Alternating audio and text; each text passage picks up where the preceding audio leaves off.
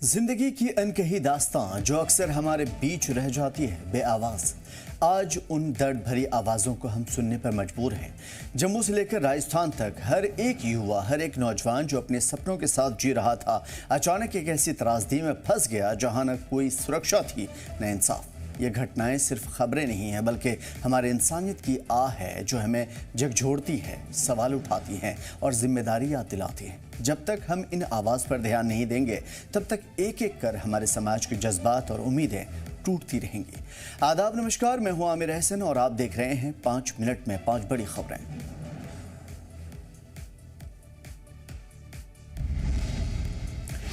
3 महीने पहले जिस घर में खुशी की शहनाई बजी थी, एक माँ ने दुआएं देकर अपने बेटे की शादी कराई थी, उसी घर में 3 महीने बाद जवान बेटे की लाश आती है।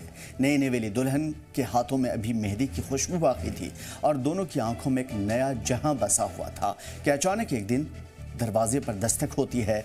एक पुलिस वाला गोलियों की गूंज में एक लाश लेकर आता है। नाम था परवेज अहमद। कहा गया कि इनकाउंटर था, मगर कोई न बता सका कि एक बेगुनाह के सीने में गोलियां कैसे उतरी, किस कानून के तहत उसका कसूर क्या था जिसकी वजह से उसे मौत के घाट उतारा गया, किस अदालत ने उसे सजा सुनाई। मेहंदी अभी मिटी भी नहीं थी कि दुल्हन विधवा कहलाई। एक सपना जो सच हुआ, सिर्फ चंद हफ्तों में ख्वाब और गम में तब्दील हो गया।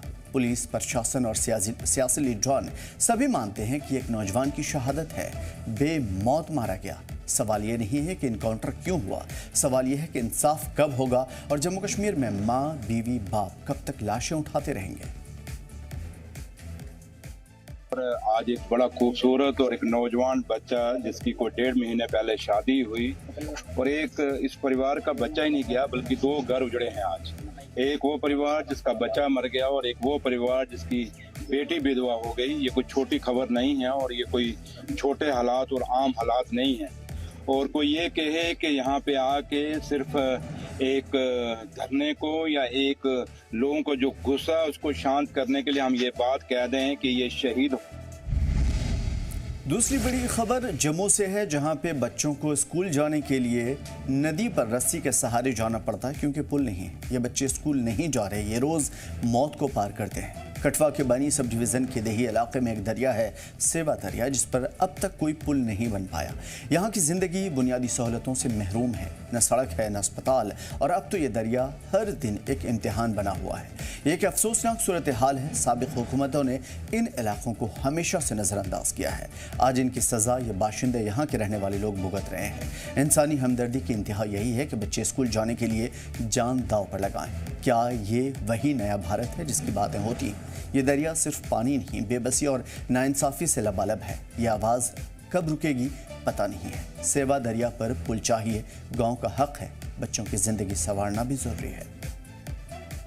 दिनों एक बड़ी हृदय विदारक खबर हमें देखने को मिली, जिसमें बनी क्षेत्र में, घाट और घाट क्षेत्र में सेवा नदी के ऊपर जो ब्रिज नहीं होने के कारण वहां के स्थानीय निवासियों को बड़ी ही परेशानी का सामना करना पड़ रहा है। और विशेषकर बच्चों को जो कि स्कूली शिक्षा ग्रहण करने के लिए उस जो सेवा नदी है उसे रस्सियों के सहारे पार करते हैं और हर समय एक हादसा के होने का डर बना रहता है। हम समझते हैं कि पूर्ववर्ती जो सरकारें रही हैं उन्होंने विशेषकर ग्रामीण क्षेत्रों में कभी भी इस प्रकार की और ध्यान नहीं दिया ताकि ग्रामीण क्षेत्र के बच्चे पढ़ लिख सके। और यहाँ पे जो जिस प्रकार की सहूलियत चाहिए, जैसे नदियों के ऊपर पुल चाहिए, सड़कें चाहिए, और इस ओर कोई विशेष ध्यान नहीं दिया। ये वर्तमान में यदि हम देखें 2014 में या उससे पहले जब अटल बिहारी वाजपेयी साहब की सरकार थी तो इस ओर ध्यान दिया गया। और हम समझते हैं कि ये क्षेत्र जो काफ़ी पिछड़ा हुआ क्षेत्र है, इस जो सेवा नदी के ऊपर जो पुल है इसे जल्दी से जल्दी इसका निर्माण किया जाए। अब खबर मडस्लाइड और लैंडस्लाइड की। ये सिर्फ एक भूस्खलन नहीं, ये सालों से गफलत, लापरवाही और अनदेखी का इंजाम है। मानियाल गली थाना मंडी, जहां मुगल रोड की छाती पर पिछले 2 दिन से पड़ा है मलबा और सन्नाटा।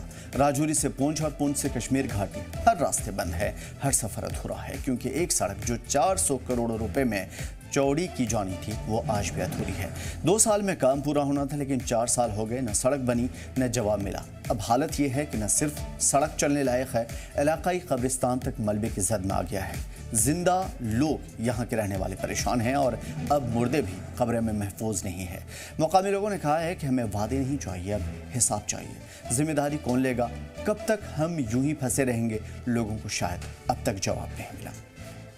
ये इलाका मनिहाल गली जो है ये मुगल रोड तो बहुत अच्छी चीज़ है कि पूरी कनेक्टिविटी इससे होती है, लेकिन इसके साथ साथ क्या हुआ कि इस इलाके में बहुत ज़्यादा तबाही और बर्बादी तकरीबन 4-5 सालों से हो रही है और पूरा इलाका जो है ये अनसेफ गैर महफूज एरिया है। और आज यहाँ तक बात आ पहुँची है कि हमारे एक आबाई कब्रिस्तान था यहाँ पर, तो तकरीबन 50 या 100 साल पुराना कब्रिस्तान था। आज वो कब्रिस्तान पूरे का पूरा डैमेज हो चुका है और तमाम कब्रें जो हैं वो बाहर आ चुकी हैं और लाशें बाहर आ चुकी हैं। और इस दहाने पर खड़े हैं हम लोग कि इन लाशों को कहां पर दफनाया जाए और इस कब्रिस्तान को कहां पर शिफ्ट किया जाए। लेकिन जहां तक मेरा मामला है, मैं कंपनी पे कोई दोष नहीं दूंगा, मैं किसी पे दोष नहीं। यहाँ हमारी जो जिम्मेदार है वो हमारी लोकल थाना मंडी एडमिनिस्ट्रेशन है, वो जिला इंतजामिया है, जिन्होंने इस इलाके को जानबूझ के लापरवाही करके बर्बाद किया है, तबाह किया है। और यहाँ की जो एडमिनिस्ट्रेशन है वो एडमिनिस्ट्रेशन नहीं है, वो जिला इंतजामिया नहीं है, बल्कि वो मुंशी और मेट का काम कर रही है, हाजिरी लगाना और चेक करना। बस उनका राब्ता कंपनी से है क्या नहीं है, और वो इस चीज का वेट कर रहे हैं, इस चीज का इंतजार कर रहे हैं कि कोई बड़ा हादसा हो तो हम एक्टिव होंगे, वरना ये इलाका बर्बाद होता है तो होने दो। एक और जिंदगी बस यूं ही चली गई। एक पतंग की डोर ने एक जवान बेटे का गला काट दिया। जम्मू में दिल दहला देने वाला हादसा। 32 साल का नौजवान अपनी स्कूटी पर निकला था, शायद किसी जरूरत के लिए, लेकिन लौट कर कभी घर नहीं पहुंचा। पतंग की चाइनीज डोर उसके गले में उलझ गई। जख्मी ऐसा था कि मौत का इंतजार ज्यादा देर नहीं कर सका। अस्पताल में भी जान न बची। गौरतलब यह है कि वही ममनुआ डोर है जिस पर डीसी जम्मू पहले ही पाबंदी लगा चुके हैं। फिर सवाल यह है कि यह खतरनाक डोर आती कहां से है, और हर साल कोई न कोई जान चली जाती है जिसका हिसाब नहीं, मगर नतीजा बस एक प्रेस नोट, फिर खामोशी। चाइनीज डोर सिर्फ धागा नहीं है, चलती फिरती एक मौत है जो हर साल किसी घर का चिराग बुझा देती है। जम्मू में एक दर्दनाक हादसा पेश आया और उस हादसे के दौरान एक स्कूटी सवार शख्स ने अपनी जान गंवा दी। क्या है पूरा मामला, आपको डिटेल में बताता हूं कि इस समय पतंगबाजी का सीजन है और पतंगबाजी काफ़ी ज़ोरों शोरों पर जम्मू में होती है जब भी रक्षाबंधन या जन्माष्टमी का त्यौहार होता है। और ऐसे में प्रशासन की तरफ से साफ तौर पर निर्देश दिए गए हैं कि पतंगबाजी में जो चाइनीज डोर का इस्तेमाल होता है, जिसे गट्टू डोर कहा जाता है, वो पूरी तरीके। और पांचवी बड़ी खबर है जम्मू की एक होनहार बेटी के बारे में। श्वेता सिंह जो BDS के अंतिम वर्ष की छात्रा थी, राजस्थान के Pacific dental college and research centre में अपने सपनों को पूरा करने निकली थी, लेकिन उसकी जिंदगी अधूरी रह गई। वजह है उसके हॉस्टल रूम से एक सुसाइड नोट मिला जिसमें उसने कॉलेज के 2 स्टाफ मेंबर्स पर हरासा करने, रिश्वत मांगने का संगीन इल्जाम लगाया। अटेंडेंस की कमी का हवाला देकर के उससे पैसे मांगे गए, और जाहिर है कि माँ बाप की सूरत हाल देखता है हर कोई। धमकी मिली कि जब तक पैसे नहीं देगा एग्जाम में नहीं बैठने दिया जाएगा। इस दर्दनाक घटना के बाद जम्मू कश्मीर में गम और गुस्से की लहर दौड़ गई है। परिवार और स्थानीय लोग सख्त कार्रवाई की मांग कर रहे हैं। देश भर के मेडिकल छात्रों ने भी इस मामले पर चिंता जताई है। All India medical student association ने राजस्थान के मुख्यमंत्री को खत लिखकर गहन जांच और दोषियों के खिलाफ कार्रवाई की मांग की है। परिवार का साफ कहना है कि जब तक दोषियों को सजा नहीं मिलती हम पीछे नहीं हटेंगे। ये कोई अकेली घटना नहीं है, ये सिस्टम की कमजोरी है। आइए मिलकर आवाज उठाएं अन्याय के खिलाफ और हर उस छात्र छात्रा के खिलाफ जो डर से जी रहे हैं या डर के साए में जी रहे हैं। फिलहाल इस बुलेटिन में इतना ही। हमें दीजिए इजाजत। देखते रहिए जी जम्मू कश्मीर।